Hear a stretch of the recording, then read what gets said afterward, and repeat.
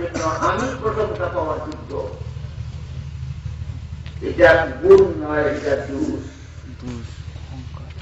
মনে যদি কয় আমার গুণের জন্য আমি প্রশংসা পাওয়ার যোগ্য, অহংকারের বীজ তোমার মনের ভেতরে, এই অহংকারের বীজ আছে। আর মনে মনে না হইয়া মুখের দ্বারা যদি প্রকাশ করে যে আমার গুণ আছে, এটা হল অহংকারের সারা। আর অন্যদের সাথে যদি তুলনা করে অহংকার হয়েছে এই গুণ নাই, আমার হয়েছে এই গুণ আছে, যে অহংকারের গাছের ডাল ফেলা। আর যার মোকাবেলায় অহংকার করে তার সাথে যদি অভিযান করা শুরু করে, এটা হল অহংকারের ফল। অহংকারের ব্যক্তিত্ব, একটা অহংকারের বীজ, একটা অহংকারের সারা, একটা অহংকারের গাছ, একটা অহংকারের ফল। অহংকারের বীজ যেটা তরিকতের ভাষায় কয় উদ্ভ, অহংকারের সারারে তরিকতের ভাষায় কয় কিমির, অহংকারের গাছ রে তরিকতের ভাষায় কয় তাকাব্বুর, অহংকারের ফসল রে তরিকতের ভাষায় কয় ইস্তেকবার। উদ্ভের দোষ নিজের থেকে বাইর করো, কিবিরের দোষ নিজের থেকে বাইর করো, তাকাব্বুরের দোষ বর্জন করো, ইস্তেকবারের দোষ বর্জন করো, যদি স্বভাব চরিত্র ভালো করতে চাও। কথাগুলি আর একটু খোলা গালা আলোচনা করে হয়তো আমরা ভালোভাবে বুঝতে পারছেন, কিন্তু আমি আগে জানি না আর দুঃখিত মাত্রায় কি করবো, বিস্তারিত আলোচনা করতে পারলাম। শুধু এই কথাটা আবার বলি, আপনারা প্রত্যেকেই নিজের মধ্যে অহংকার আছে কিনা এটা পরীক্ষা করতে পারেন।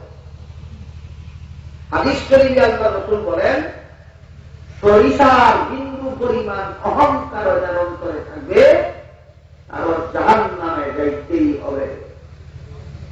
কি পরিমাণ অহংকার থাকে, অহংকার আছে কি নাই যাচাই করার ব্যবস্থা হলো আমি আমার মন জিজ্ঞাসা করবো যে আমার মধ্যে যে গুণগুলি আছে এই গুণগুলির জন্য প্রশংসা হওয়ার যোগ্যকে মন যদি কয় আল্লাহ, তাহলে এটার নাম শুকুর, তিহির নয়। আর মন যদি কয় আমার গুণের জন্য আমি প্রশংসা পাওয়ার যোগ্য, তাহলে এটার নাম গুণ।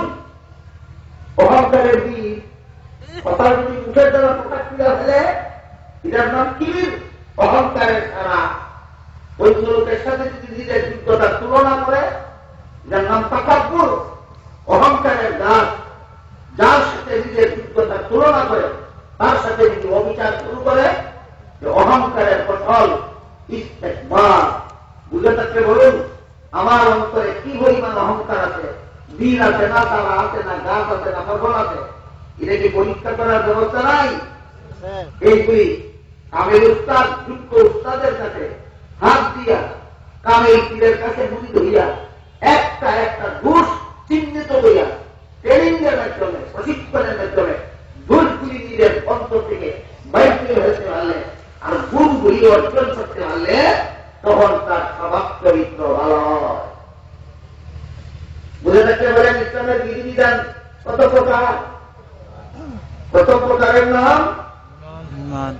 দ্বিতীয় প্রকারের নাম ইবাদত, তৃতীয় প্রকারের নাম লেনদেন, চতুর্থ প্রকারের নাম আচার ব্যবহার, পঞ্চম প্রকারের নাম স্বভাব চরিত্র। এই পাঁচটা ক্ষেত্রে যারা ইসলামের বিধিবিধান পালন করে জীবনযাপন করতে পারে তারা আকমালতু লাকুম দীনাকুমের বাস্তব ক্ষেত্র হতে পারে, আকমালতু লাকুম দীনাকুমের নিষ্দাত হতে পারে। যেন আমরা আমাদের দিনকে পরিপূর্ণ করতে পারি, পরিপূর্ণভাবে দিনদার হতে পারি।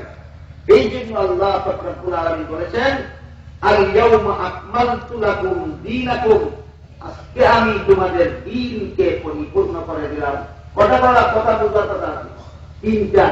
আজকে বলতে কোন দিন? বলেন কোন দিন? 2 নম্বর দিন বলতে কি বোঝায়? বলেন কি বোঝায়? বিধিবিধান। 3 নম্বর পরিপূর্ণ বলতে কি বোঝায়? বলেন কি বোঝায়?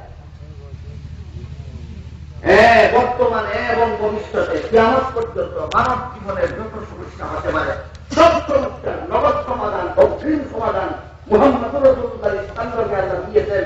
এই কথাটা বুঝাই আল্লাহ বলেন, আল ইয়াউমা আকমালতু লাকুম দীনাকুম, আজকে আমি তোমাদের ইসলামের যাবতীয় বিধিবিধান পরিপূর্ণ ইসলামের বিধান যে যে পরিমাণ পালন করবে তার ইসলামী পরিমাণ পূর্ণ হবে।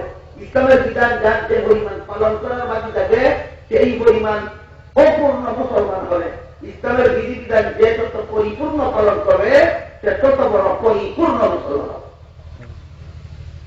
কথাগুলি বুঝে থাকলে এবার বলেন সব মুসলমানই পরিপূর্ণ না, অনেক মুসলমান অপূর্ণ। আল্লাহ পাক রব্বুল আলামিন এক আয়াতে বলেন ইয়া আইয়ুহাল্লাযীনা আমানু দুখুলু ফিস-সিলমি কাফা, এই ঈমানদারগণ পরিপূর্ণ মুসলমান হয়ে যাও। কেমন মুসলমান হয়ে যাও? এখন বলেন আপনারা পরিপূর্ণ মুসলমান কত প্রকার বিধান ঠিক মতো পালন করলে হয়? 5 প্রকার। 5 প্রকার বিধিবিধান ঠিক মতো পালন করলে একজন মুসলমান পরিপূর্ণ মুসলমান হয়। মুসলমান পরিপূর্ণ না হওয়া পর্যন্ত জাহান্নাম থেকে রক্ষা পাওয়ার পথ হবে না। জাহান্নাম থেকে রক্ষা পাওয়ার একমাত্র ব্যবস্থা হইল আমার ইসলাম যেন পরিপূর্ণ হয়ে যায়। আল্লাহ আপনাদের আমাদের সবাইকে বিষয়টা বুঝার এবং বিষয়টা পালন করার আমল করার তৌফিক দান করুন। সবাই বলুন আমিন। সুবহান রাব্বিকা রাব্বিল ইজ্জাতি আম্মা ইয়াসিফুন ওয়া সালামুন আলাল মুরসালিন ওয়ালহামদুলিল্লাহি রাব্বিল আলামিন ওয়া সাল্লাল্লাহু